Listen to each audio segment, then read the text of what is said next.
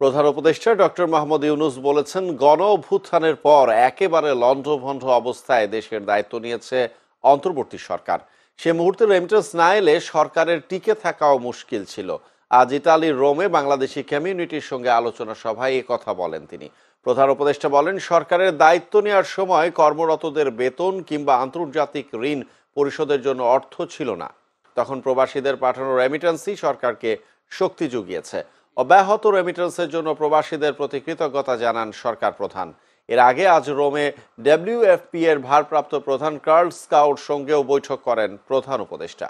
এ সময় বাংলাদেশে আশ্রিত ১৩ লাখ রোহিঙ্গা শরণার্থীর জন্য খাদ্য সহায়তা চালিয়ে যাওয়ার অঙ্গীকার পুনর্ব্যক্ত করেন কার্ল স্কাউ।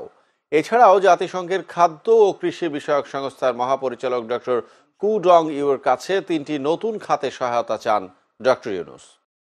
অভ্যুত্থানের যে সময় আমরা যে সরকার পেলাম, যে অবস্থা পেলাম, এটা লণ্ডভণ্ড অবস্থা। টাকা পয়সা সব খালি, চলাফেরার কোনো বেতন দেবার উপায় নাই, মানুষের টাকা পরিশোধ করার উপায় নেই, আন্তর্জাতিক পরিশোধ করার উপায় নেই, একদম তলানিতে আমরা। তো বুঝতে পারছিলাম না যে কোথার থেকে আমরা রওনা হব, কোথার থেকে আমরা কাজ করব।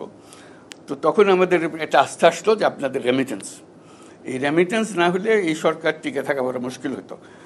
যে কীভাবে এই সরকার চালাবে কী করে, এই আন্তর্জাতিক যে লেনদেনের অবস্থা কাহিল হয়ে গেছিলো। এখন সেটার জন্য আপনাদের কাছে কৃতজ্ঞতা জানাচ্ছি।